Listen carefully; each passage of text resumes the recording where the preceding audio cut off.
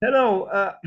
We'll talk today about two architects. We'll start with Guarino Guarini, born in 1624, died in 1683. So he lived for 59 years, but a remarkable architect. Here he was in one graphic depiction. Often these depictions are not very accurate, but they didn't have cameras at that time, and the engravers took some liberties. Sometimes these representations came many years after the one they depicted died. Camillo Guarino Guarini, born on the 17th of January, 1624, and today is the 17th of January, but 2024. So, my God, I didn't even realize today there are 400 years since he was born. I cannot forgive myself. So today, exactly today, there are 4 centuries since Guarino Guarini was born. I am forced into speechlessness. Camillo Guarino Guarini, born exactly 400 years ago on the 17th of January, 1624, was an Italian architect of the Piedmontese Baroque, active in Turin as well as Sicily, France, and Portugal. He was a Theatin priest, mathematician, and writer. That is, an intellectual and a man of spirit, not homo economicus, not a businessman, a priest, a mathematician, and a writer. So opposed to so many of us. Drawings today. Guarino stereotomy. This was a man of high knowledge in the field of mathematics, and you can see, I mean, you know, he was born 400 years ago, but the actuality, I mean, he didn't use computers, he didn't use parametric design, but he used his mind and his desire for knowledge, and he arrived at drawings which even graphically are immensely enticing, just looking at them. And what he built, my God, my God. Guarino Guarini. He loved geometry. And he loved geometry with a twist almost. You know, his buildings have a certain, they are very distinct. The buildings of Guarino Guarini are like no other buildings, although they employ similar means of architectonic expression, but in the end, the result is different because he employed rotations, and there is a certain restlessness in the way he employs geometry that makes his architecture very distinct. It's almost, you could say that, but I am now on a shaking ground because I'm not a specialist, I'm not an expert in these matters, but I have a feeling here that somehow, mysteriously, Christianity and Islam met in the work of Guarino Guarini.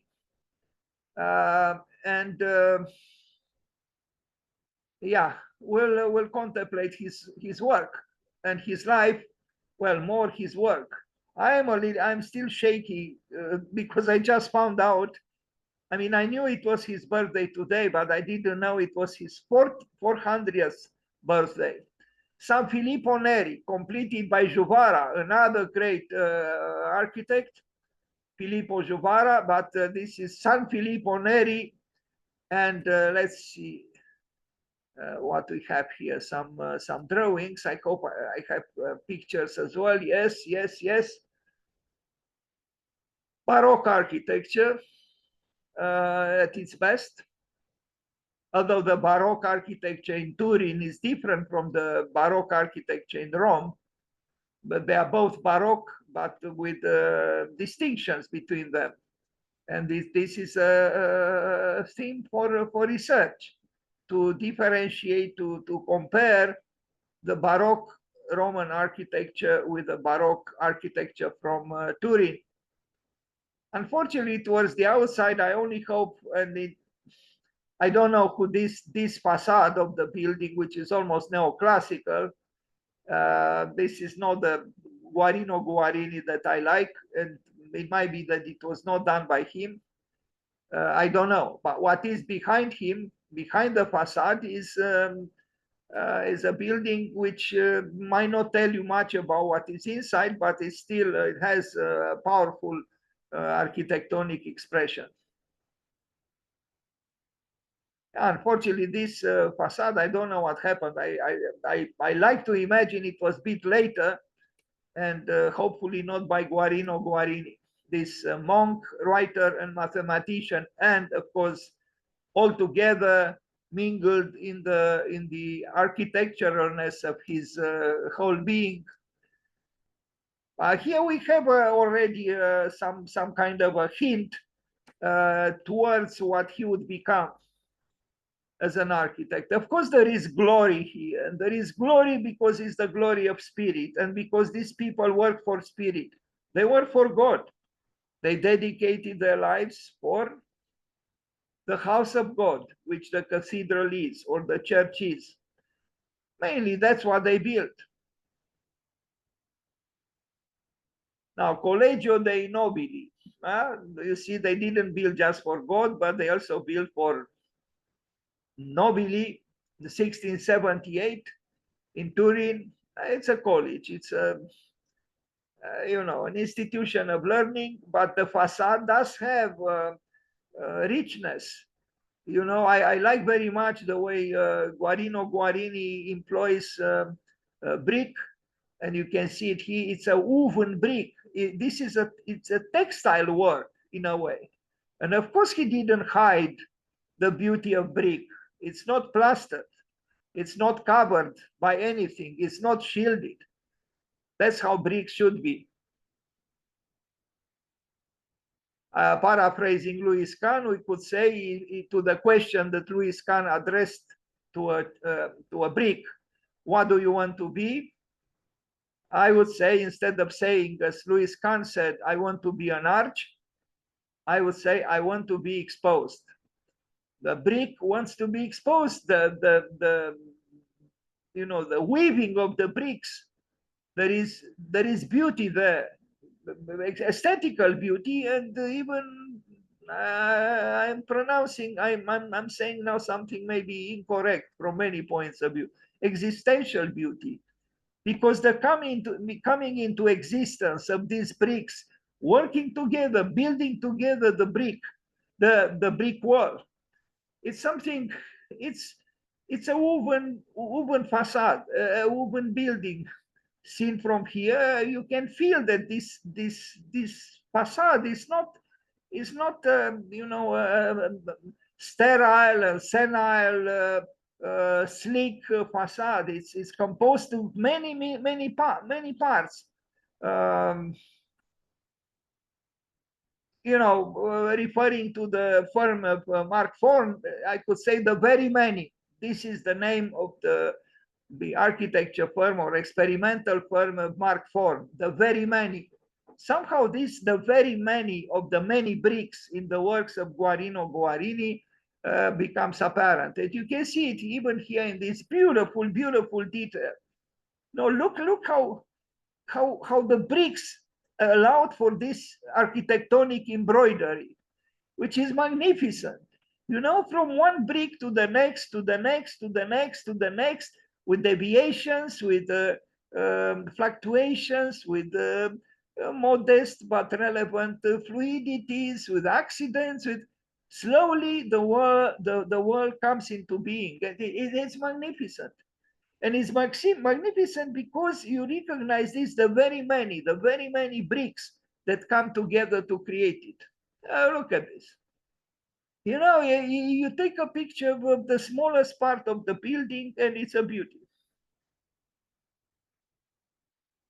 This is architecture.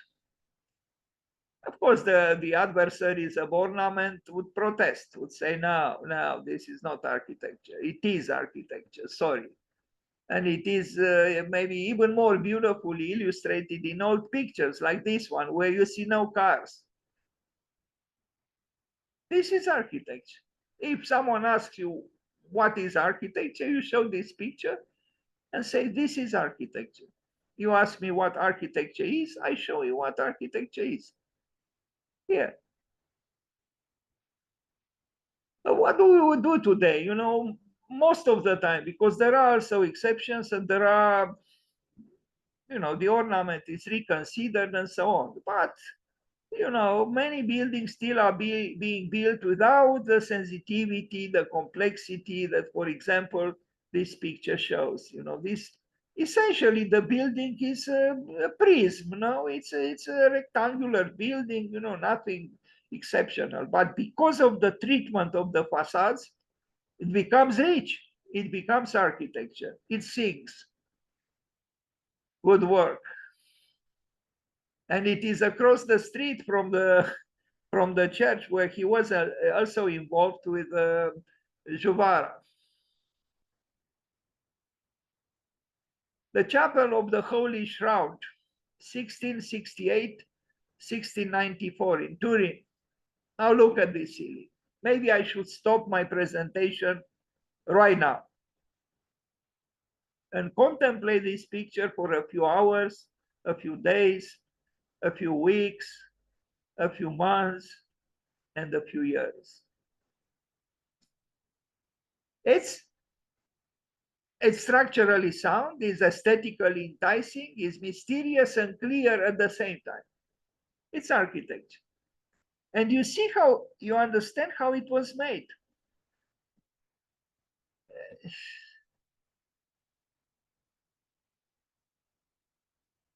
These are major works of architecture, really.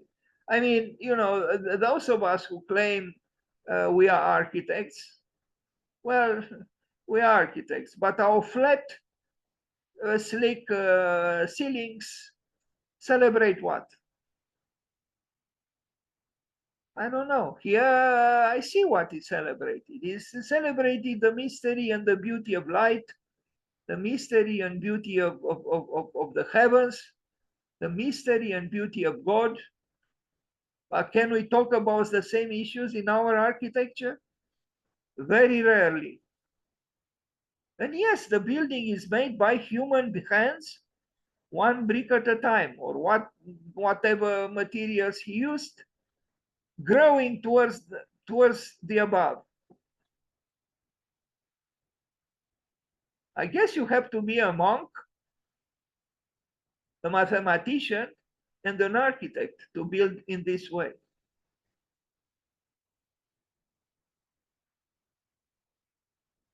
But the mathematician and the monk didn't have a TV, didn't take expensive trips to exotic islands, didn't have cars and garages and parking lots.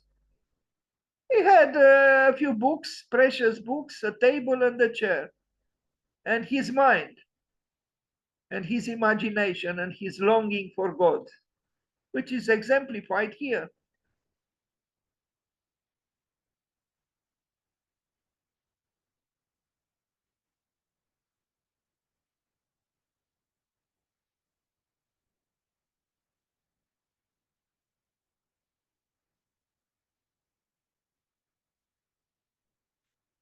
400 years ago, he was born, Guarino Guarini. Happy birthday to you, Guarino Guarini. You didn't die. We are more dead than you are.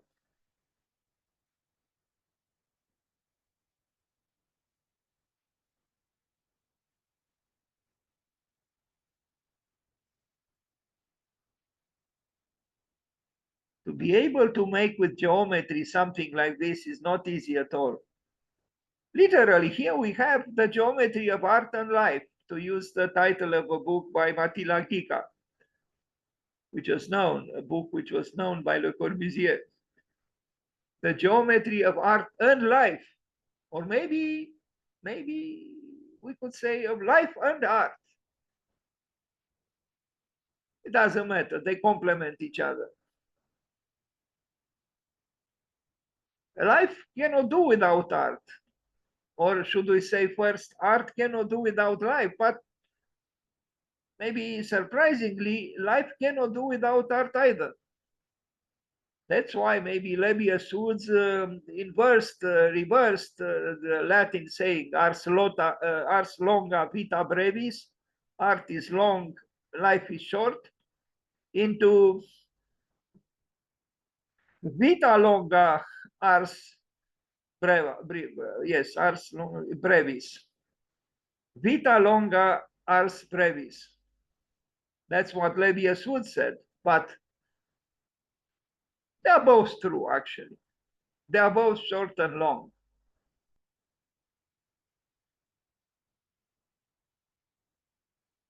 Look at that ceiling. I mean, roofing. Why did he make it so? You know, why didn't he just make terrace jardin, you know, flat roof? Because this is the house of God, and you simply cannot do this. Although this is done, you know, even in some interesting building like the church built by Studio Massimiliano Puxas and others, of course. I mean, the chapels by Mario Botta, not Mario Botta, sorry, Tadao also employ, you know, flat roofs. But in the conditions of a society that was governed by, you know, a shared symbolic order, the kind the religion provided, things were different. It would have been inconceivable to make a flat a flat ceiling building for God, like for example Le Corbusier did in the church itself at La Tourette, which is actually a great, very moving, has a great moving, very moving space. And I was there, and I know what I felt. I felt I felt something which actually I didn't feel at Ronchamp at Saint Pierre de Firminy-Vert. Guarino Guarini's invention of the Passion capitals in the chapel of the Holy Shroud in Turin. Let's read a little bit about this. The Corinthian capital variant Guarini is specially designed for the major order of the chapel of the Holy Shroud in Turin, serves as an example of the architect's concern with projecting meaning through architectural form. Employing construction documents from the Archivio di Stato in Turin, this study reconstructs the production history of the famous gilt bronze Passion capitals of the Chapel Rotunda. The analysis contextualizes this unusual design, showing how Guarini responded inventively to the religious and political needs of the Commission to provide an appropriately ornamented ambiance for promoting the veneration of one of the central Passion relics of Christendom. Private devotional practices, Savoyard dynastic aspirations, and the moralized floral exotic all played significant roles in the creation of the new capital type as part of the larger program of the chapel. The view of Guarini that emerges from this investigation proves more tied to the prevalent expectations of Seicento religiosity, patronage, an architectural culture that has often been allowed. And this is the capital. Unfortunately, I'm not an expert in this, but I guess it's of a high importance for the history of architecture, the capital that Guarini created for this church. Unfortunately, the pictures are not very good. You know, the resolution is not great. But here you see in this website, you can see the more detailed information about this whole issue. 400 years ago, born Guarino Guarini. Now the Royal Church of San Lorenzo, 1668, 1687. So it was built in 19 years in Turin, which has a distinguished architect. And here he is again. I mean, his domes, his cupolas are unique. Of course, there are remarkable domes and cupolas in architecture, but the ones by Guarino Guarini are distinctly his. I love the use of the octagon here. You know, it's It's the magic of number 8, which also interested and fascinated Leonardo da Vinci, who didn't build, as opposed to Guarino Guarini, but many sketches by Leonardo da Vinci, architectural sketches, employ the octagon. Are we thinking these days about the magic of number 8, about the magic of the octagon? Not that I know of. I mean, I know that Bjarke Ingels is planning to build an island in the shape of an octagon, and I like the fact that, you know, the octagon is coming back into the present.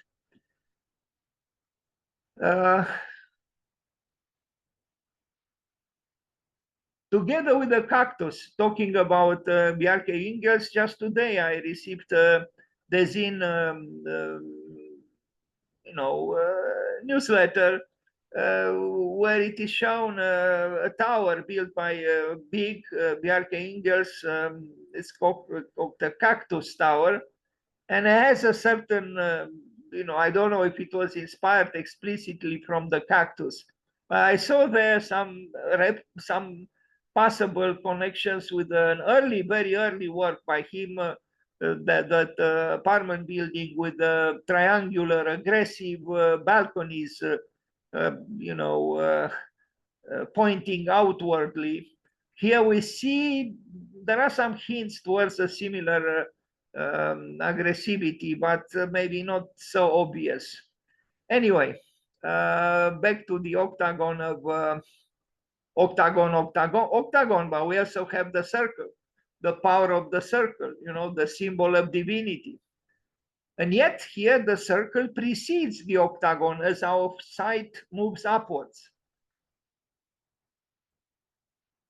The magnificent, magnificent covering of the buildings. We know that Louis Kahn, for his parliament building, the Grand Assembly building in Dhaka, in Bangladesh, he postponed finalizing the construction of his building because he couldn't find the right solution for covering it, its central space, for 2 years. And this was fortunate because the Pakistanis bombers who bombed Dhaka didn't send a bomb on the building by Louis Kahn because they thought it was already bombed because it didn't have a roof. So it was fortunate that Kahn for 2 years couldn't find a solution how to cover appropriately the building. Here, I also imagine this is an issue of the highest importance. How do we cover our buildings? You know, appropriately, particularly for buildings, you know, great social impact and maybe even, you know, spiritual impact, like in the case of a church, like here. In this, Guarino Guarini was a great master. Towards the outside, the building is not, you know, impressive, but inside is a different story. And then the beautiful distant mountains, Turin.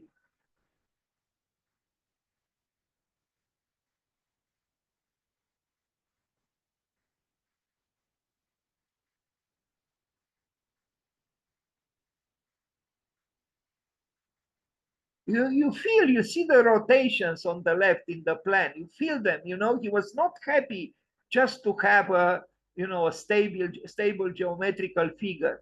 He kept rotating it, and from these rotations, he obtained this vortex. Look there, it is a vortex of forces, you know, that there is tension there. Hesitations which culminate in a belief which did not reject complexity. Beautiful work. Now a castle. Castles are not so impressive for myself. I'm subjective in this because they represent secular power, and we know what Homo sapiens can do. But I see again these white columns which worry me a little. I like the brick parts even chromatically of the building, but these insertions of classical stability leave me a little bit unmoved. Palazzo Carignano in Turin. Here again, we see the great weaving of bricks to generate this rich facade architecture. Guarino Guarini again in Turin, 400 years from his birth. Today,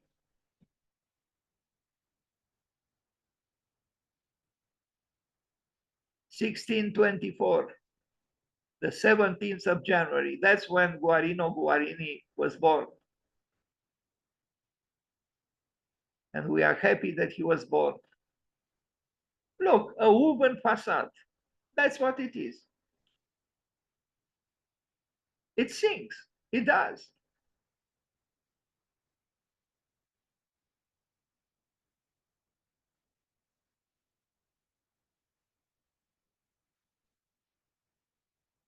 Palazzo Carignano, Turin.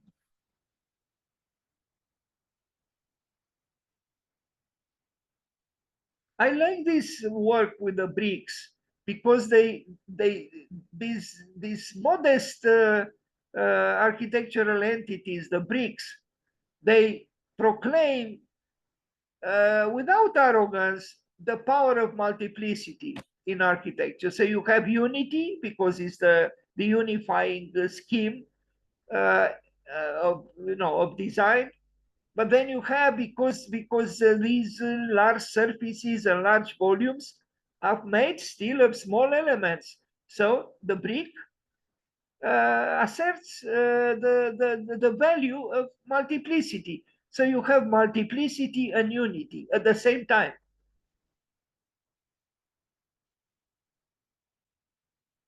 The parts contribute to the whole. Sanctuary della Consolata in Turin, restored later by others.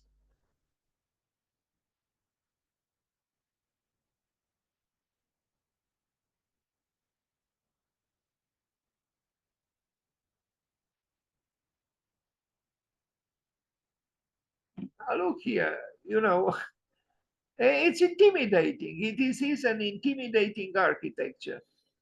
Too bad the photograph, the image is, insulted by the name of, the authorship, Alami.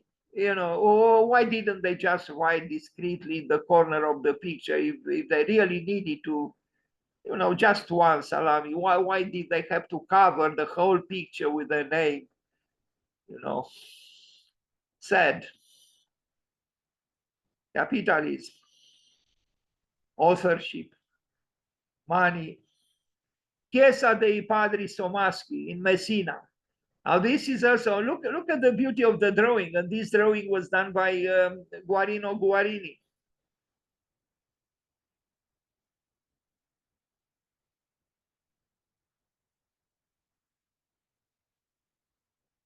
Il progetto di Guarino Guarini per la chiesa di Somaschi a Messina, i primi 10 anni di attività dell'architetto modenese. Unfortunately, I don't have other pictures, and I regret. I'm a little bit uneasy because I didn't know today there are 400 years since his birthday. I should have worked harder for this presentation, which I made a few years ago. Chiesa della Santissima Annunziata in Messina.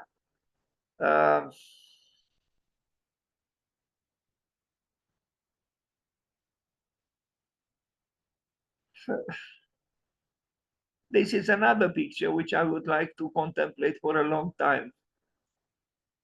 All this effort, to bring from the earth upwards this building with great effort, no? And it looks like a building which was built upwards slowly, one brick at a time, and not from the top down,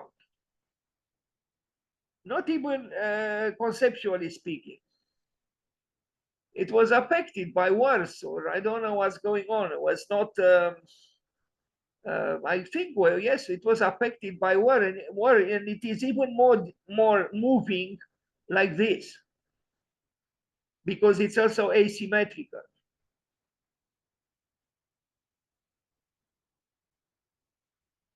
I wish I had more pictures again, but I don't. Chiesa di Santa Maria in Araceli, Vicenza. This is an interesting work, a little bit different from what he built in Turin. It's almost like a cube, making abstraction of the, the columns and some variations on the facades. But inside, you don't have a circle, you have the ellipse, and the ellipse unsettles,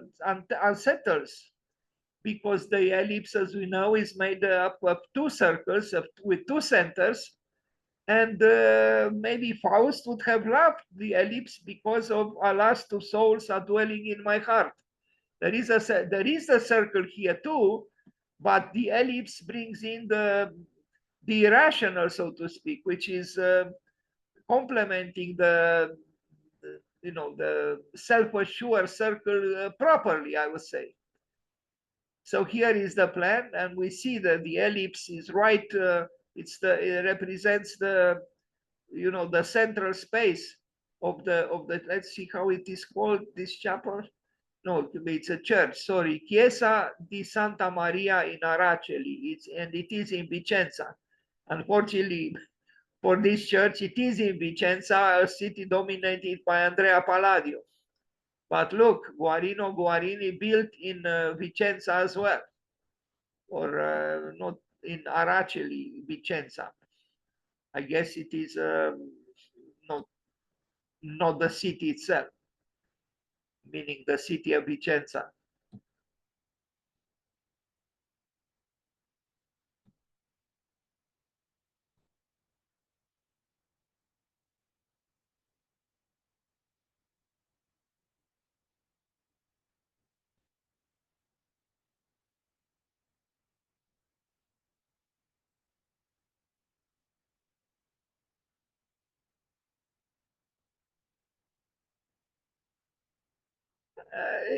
Those who say that architecture is not an art should reconsider.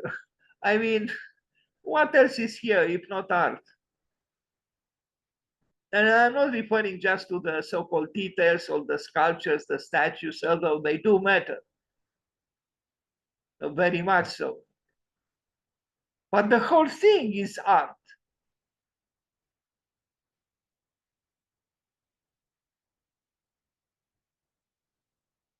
Other images from his work. I'm not very happy with this presentation, and I apologize, but at least on his 400th birthday, we are paying homage to him, even if an imperfect homage. Truly a great architect.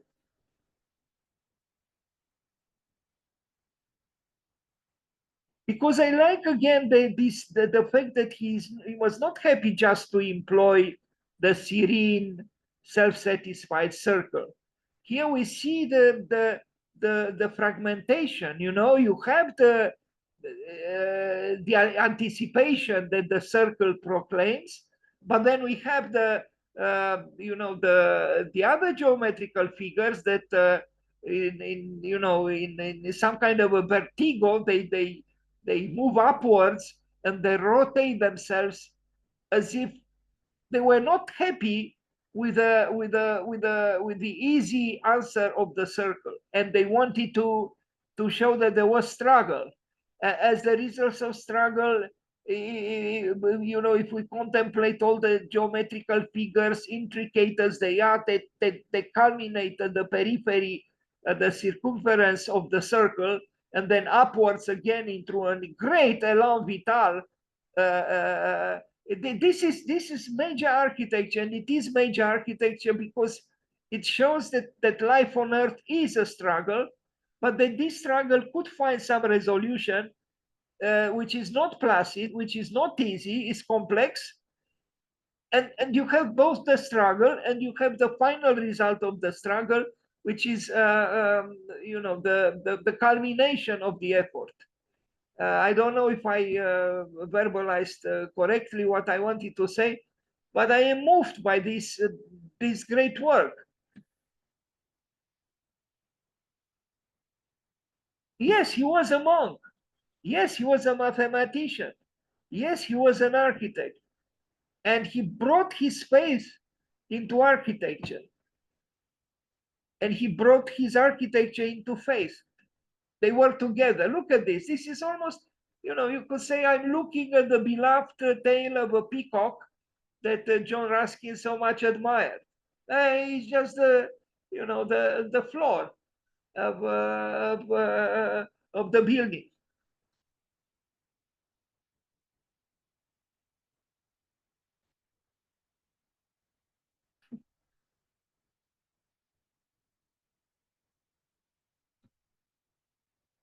So today, Guarino Guarini is 400 years old. Of course, he didn't die. Someone who did something like this never dies.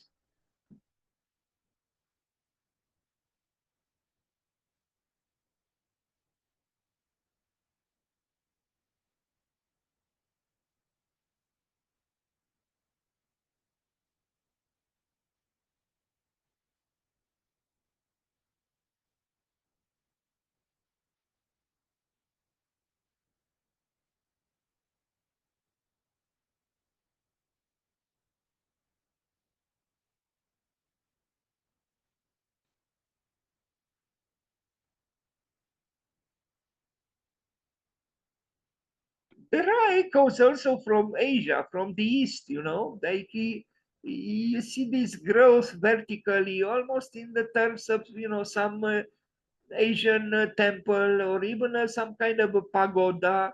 Uh, this is very interesting. It's an European phenomenon, the architecture of Guarino Guarini, but it's not only European.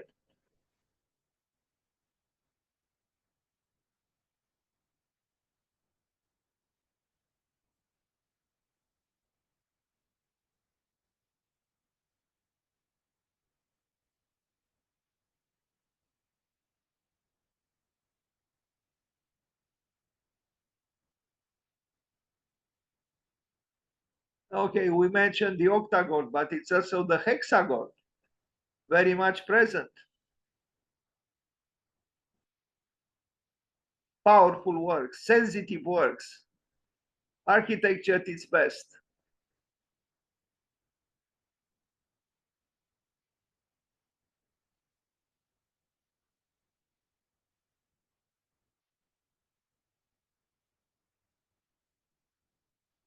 Was he mad? Yes, he was mad.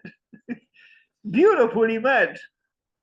Like mad architects in China now. Madness has no frontiers, like beauty and like genius.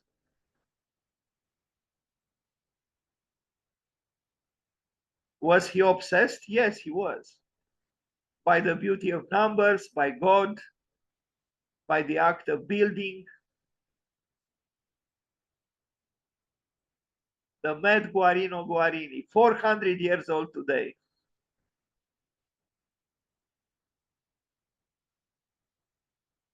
The drawing reveals the extraordinary organic quality of Guarini's dome construction. It is a dramatic change from the hemispherical domes of Brunelleschi.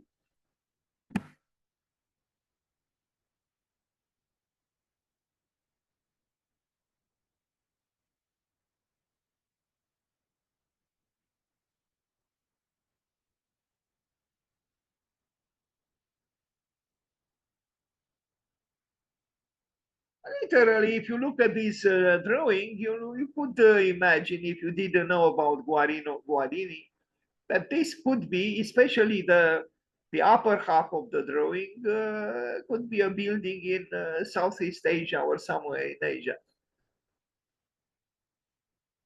Because it has a certain exoticism. And this is the capital that we read about.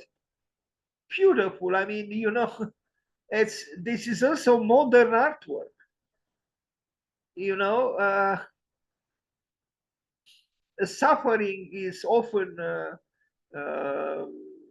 associated with a quest for beauty and with a quest for spirit. And we see it in the capitals. And here we see the, I hope I have, I should have known, I'm mad at myself that I didn't know that today there are 400 years since his birth. I should have known before actually about this. Look at, you have geometry, you literally have in this drawing, in these drawings, you have that conjunction between l'esprit de géométrie and l'esprit de finesse, the spirit of geometry and the spirit of fineness that Boileau talked about. You know, you have both. And being that you have both, you have great art. The spirit of geometry and the spirit of fineness. You know, you have the will of geometry, the willfulness of geometry, and the gracefulness that softens and brings a certain lyricism to the aforementioned geometry. This is the, you know, in that chapel that we looked before, the Shroud of Christ. You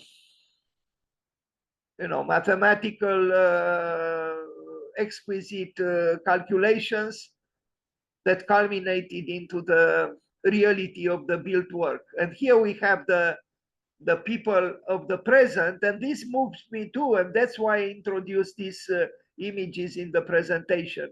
The fact that on the spiral of time, after, you know, let's say 350 years later, you know,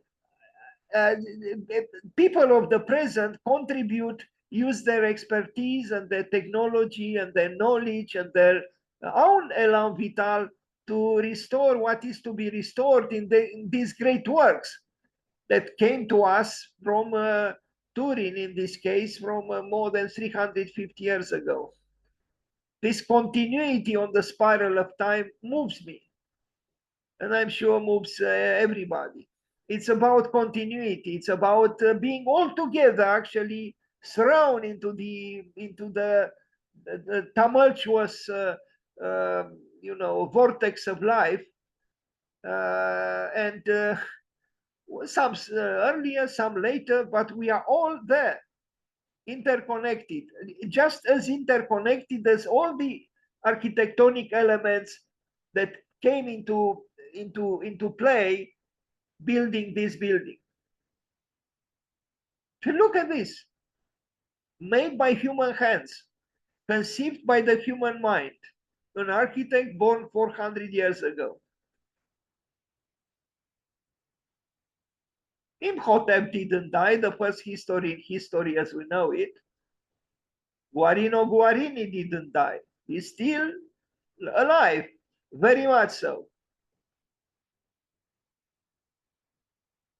Beautiful, beautiful construction, because it's not just construction, it sings. Thus, it is architecture.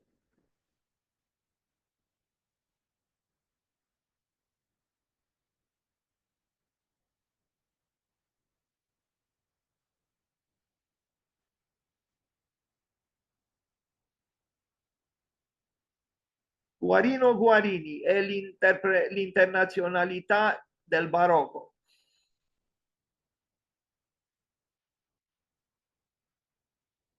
He didn't make this drawing. It was made later. A book he published.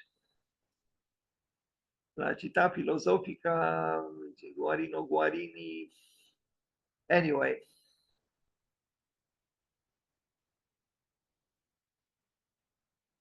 We need architects like him again in this world, not businessmen, not interested in money, not interested in going to Mars, but building beautifully on this ravished earth.